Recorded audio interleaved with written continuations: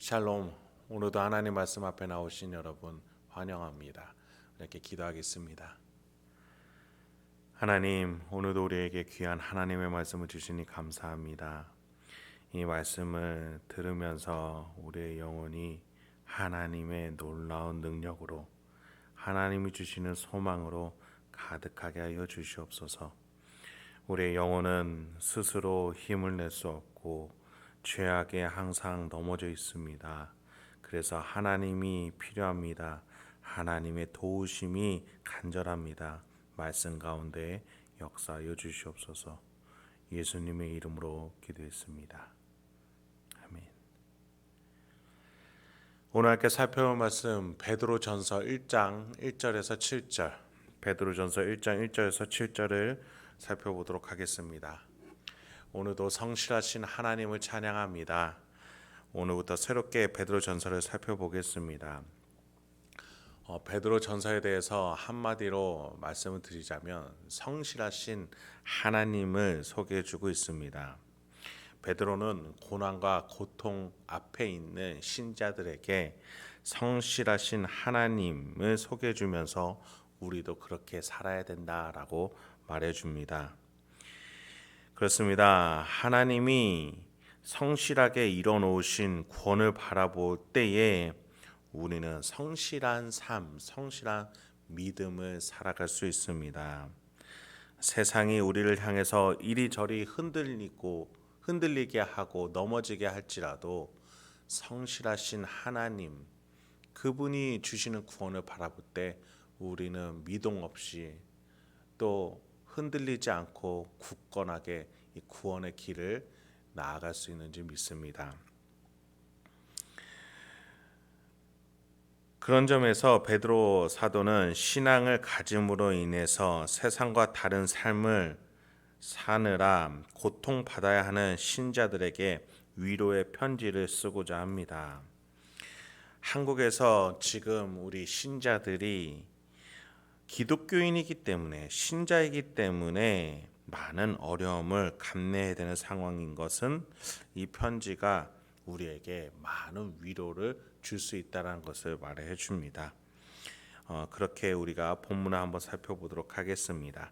1절부터 2절 먼저 보겠습니다.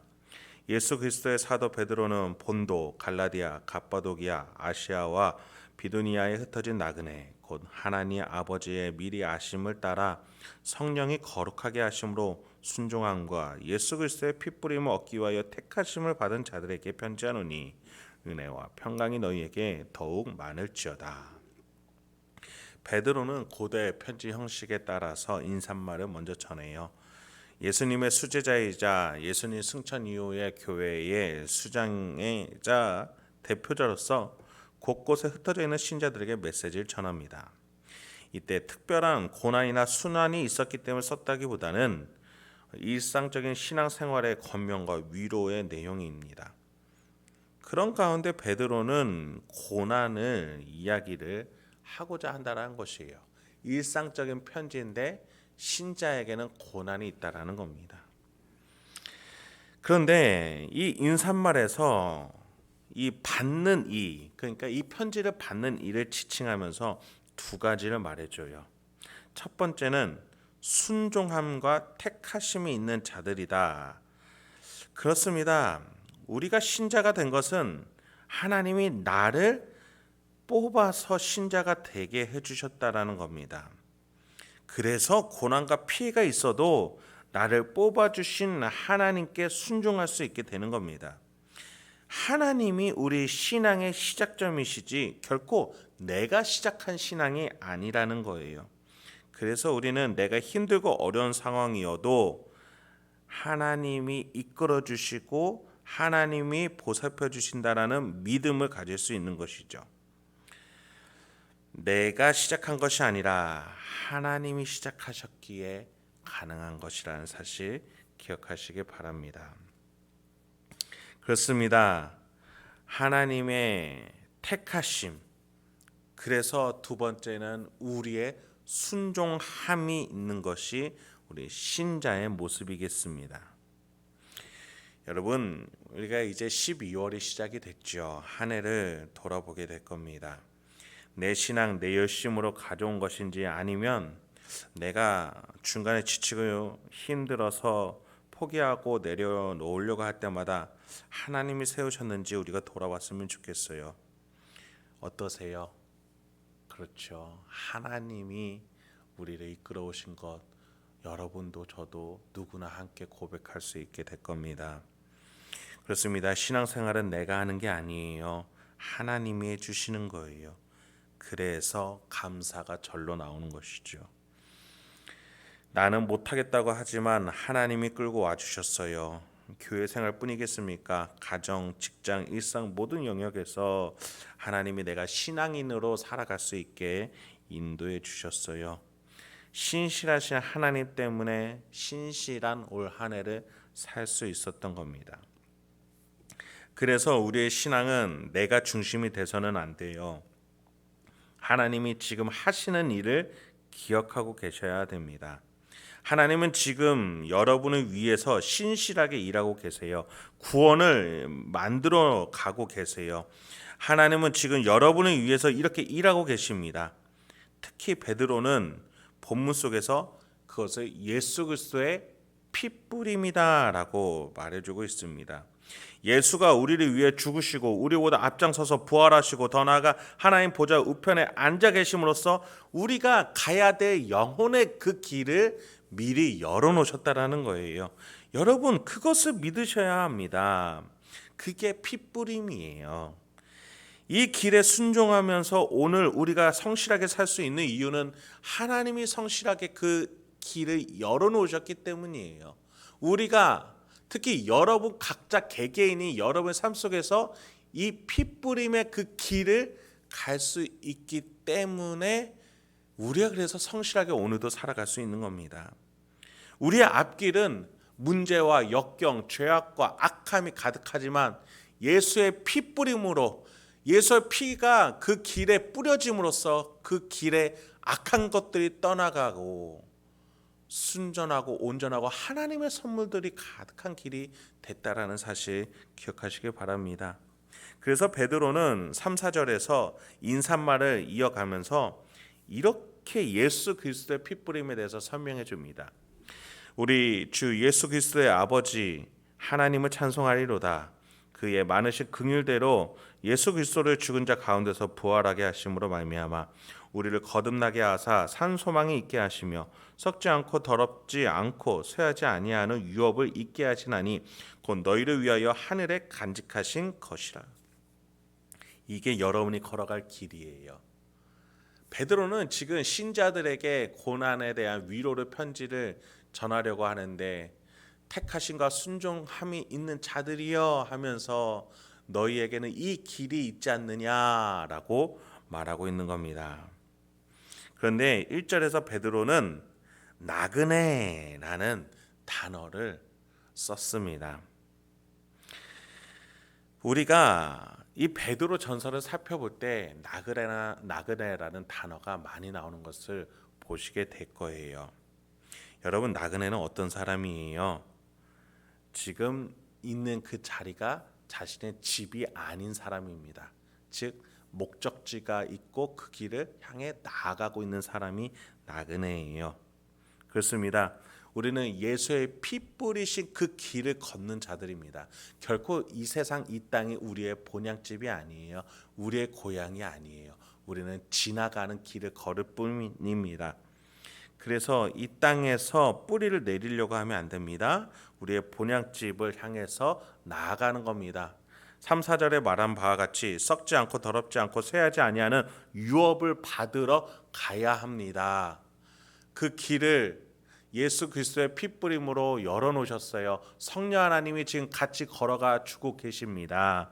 그렇게 신실하게 살아갈 수 있도록 인도해 주고 계시는 거예요. 그래서 오늘 우리가 나그네 같은 인생을 살지라도 소망을 가지고 걸어갈 수 있는 줄 믿습니다. 여러분, 우리는 이 땅을 지나가는 사람들입니다. 물론 이 땅에서 뿌리 받고 안정적으로 사는 사람들이 부러울 수 있죠. 그런데 여러분, 그때마다 우리가 바라봐야 될 것은 우리가 썩지 아니할 유업을 받으러 가는 나그네라는 사실을 우리가 인식하면서 우리의 갈 길을 가야 될 줄 믿습니다. 그래서 우리는 항상 하나님을 따라서 떠날 채비, 내려놓을 준비를 해야 됩니다. 나그네는 결코 임시처소에서 짐을 많이 만들지 않아요. 필요한 것만 잠시 가지고 있다가 길을 떠날 때 또 그것을 두고 일어서야 합니다. 왜냐하면 갈 길이 있기 때문이에요. 여러분, 우리의 삶을 돌아보겠습니다. 영혼의 구원을 위해 살아가고 계십니까? 아니면 이 땅에 뿌리박기 위해서 살아가고 계십니까? 베드로는 우리의 목적지를 분명하게 5절에서 이렇게 말해줬어요. 너희는 말세에 나타나기로 예비하신 구원을 얻기 위하여 믿음으로 말미암아 하나님의 능력으로 보호하심을 받았느니라. 우리는 마지막 날을 향해서 살아가고 있다는 겁니다. 우리의 목적지는 오늘 현재가 아니에요. 오늘은 지나가기 마련이에요. 우리의 목적지는 마지막 날을 향해서 살아가야 된다는 겁니다. 그래서 우리는 오늘을 거룩하게 살아가면서 그 핏부림을 살아가면서 그 길을 걸어가면서 신실하게 살아가야겠습니다. 이 거룩의 길을 걸어가야겠습니다. 이렇게 마지막 날을 향해서 썩지 아니할 유업을 향해서 이 핏부림의 길을 걸어가는 자들은 자연스럽게 신실한 삶의 태도가 만들어집니다. 6절부터 7절이 그래서 이렇게 소개되어지고 있어요. 그러므로 너희가 이제 여러 가지 시험으로 말미암아 잠깐 근심하게 되지 않을 수 없으나 오히려 크게 기뻐하는도다. 너희 믿음의 확실함은 불로 연단하여도 없어질 금보다 더 귀하여 예수 그리스도께서 나타나실 때에 칭찬과 영광과 존귀를 얻게 할 것이니라. 베드로는 시험 근심이 있을 것이라고 말해줘요. 그런데 그것에 대하는 태도가 우리가 일상적으로 생각할 수 있는 태도와 다릅니다. 고난과 근심, 시험 속에서 기쁨이 있다라고 말합니다.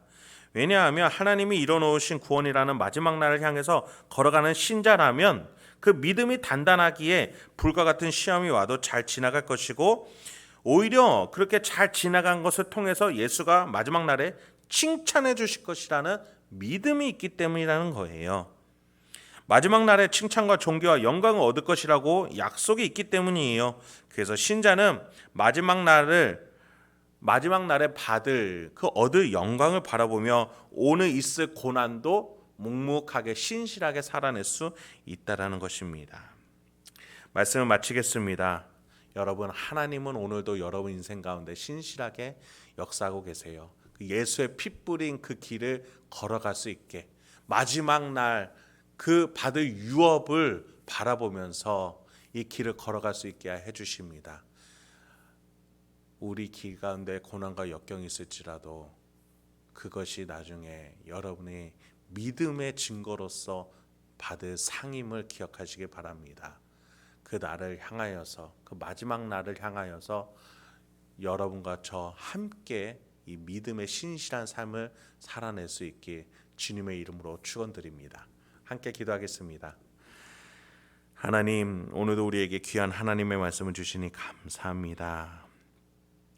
우리가 오늘 하루도 이 말씀을 기억하면서 결단하면서 살아가게 해 주시옵소서.